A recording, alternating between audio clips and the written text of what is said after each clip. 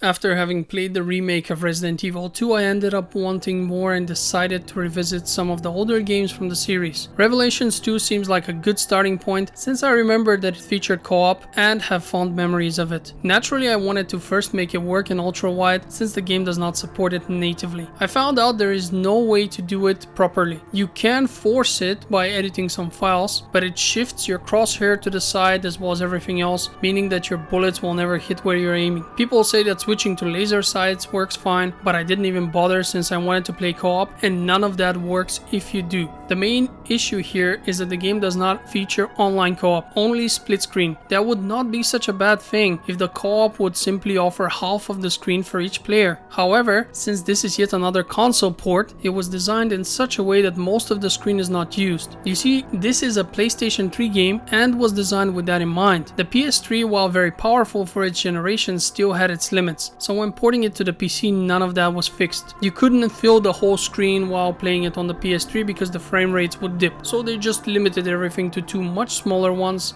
and that's what we get here. Funny story, it would seem that due to some DRM restrictions, modders can't do anything about it unless you have a pirated version of the game. I found a modder who managed to fix all of these issues, but it only works with the cracked version. So if you've paid for the game, tough luck. Fuck DRM, honestly. The cracked version can be played in both 21:9 and 32:9 without issues with this mod. Anyway, while stupid, we were forced to play the co-op with the tiny split screen, so you get used to it, but it is terrible. And again, I want to point, the pirates get all the stuff that I want here, and we who have paid for this, we don't. Anyway, like I said, you get used to it.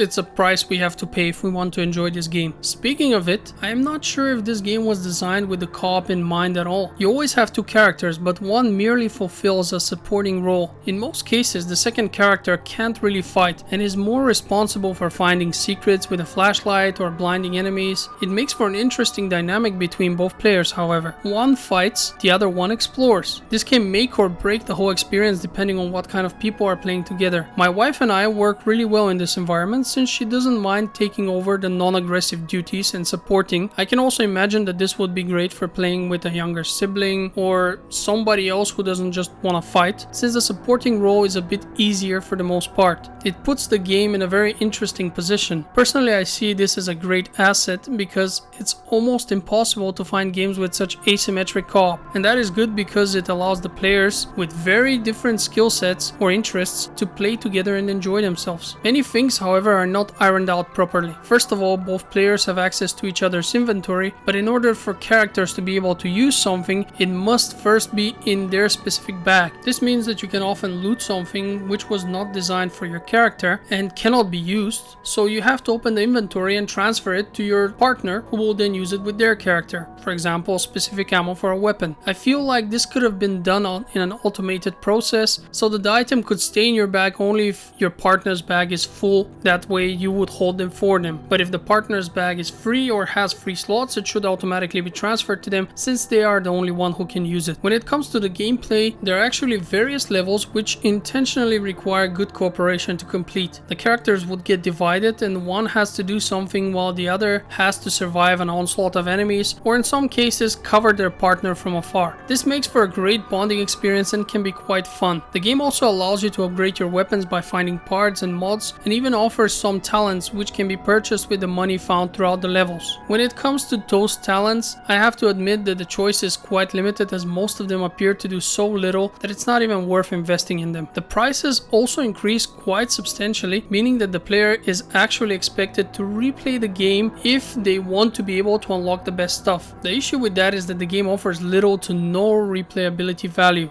due to how linear and story heavy it is. And speaking of the story, let me mention another negative thing. The game was released in episodes. This is always a terrible idea designed to make the consumer pay much more if they don't want a season pass. And the main issue here is that you absolutely need all the episodes, including the extra DLC ones, in order to understand and get the full story. And the story is not bad at all, although it can be cheesy as hell and very predictable at times. But that's simply due to the fact that it's written by Japanese story writers, and they tend to like cringe-worthy moments for some reason. They like that a lot, it seems. The characters are still likable, there is a proper character development, the voice acting is excellent, and all in all the story was very enjoyable. But there are typical Resident Evil stupid moments there too. Things like giant boulders falling on characters' heads and them surviving, or jumping from super high up and surviving without a scratch. And of course the obligatory self-destruct sequence, without which no Resident Evil game can exist. But those are minor compared to the one moment in the game that defines which ending you will get. This is a minor spoiler, but I think it's worth mentioning for two reasons. First of all, if you are like me, you will not even be aware of the fact that the game has a good and a bad ending, so you won't even suspect that the game wants you to do something in order to get the good ending, which is the canonic one. The second reason is because up to this moment, when the game tells you to press something and gives you limited time to react, not doing it mostly leads to a game over screen. But in this one and only instance, you are supposed to ignore it without any information about that. So I will tell you what happens. You've been warned and you've had time. I don't think this game is gonna be so important for most people that they would not want to watch this review while fearing a minor spoiler, but here it comes. Claire and Moira are fighting a boss. Claire drops her gun and both she and Moira are equally close to it.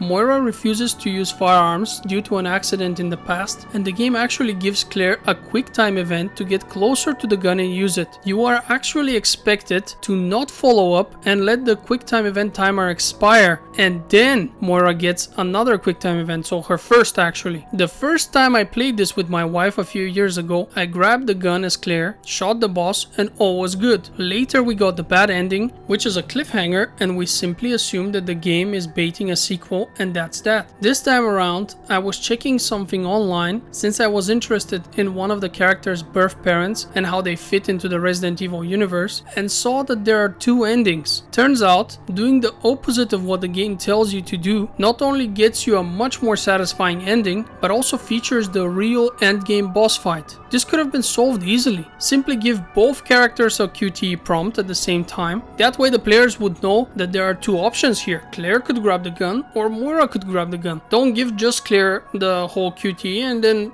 if she fails it, give it to Moira. The biggest issue here is that Claire's QTE is not one of those half a second ones. The game actually gives you more than enough time to manage. So you think, it's one of those story moments where they just try to add interactivity and are forcing me to praise something so I'm not watching an endless movie. So you are almost never, or actually never really, because I don't see how you could fail this. It's actually a very, very easy QTE. You will always manage and you will always get the bad ending, and if you're like us back in the day when we first played it, the game will give you this bad ending, which again is just a cliffhanger ending, and you will just assume, they probably plan on releasing another game to continue the story. And that's that. Even if you do miss the good ending, the game will still take you 15 to 20 hours easily. With the good ending, you get this extra boss fight, which is usually another half an hour on top. And while the graphics are pretty dated, I got used to them fairly quickly. It does have its own share of problems and will feel clunky, especially if you played with keyboard and mouse. That's why we use two PS4 controllers, also because that's pretty much the only good way to play co-op in split screen. Once you've beaten the story, you can play the Mercenaries mode, which is fun but also a bit repetitive. At the end of the day, Resident Evil 2 is strange. I always view split screen as a plus, but here there are so many restrictions in place that I'd rather have online co-op instead, if I had to choose, that is. Naturally, it would be best to have all the options. The game still does a lot of things right and is generally tons of fun, especially when played together with someone else. As I have mentioned, the nature of the team play here is very unusual and might provide a platform for people with vastly different preferences or skills. Should you give it a shot? Yeah, if you like what you see and have someone to play it with, I think you should. It provides a long campaign and is pretty cheap as long as you buy the whole bundle at once. And since the co-op is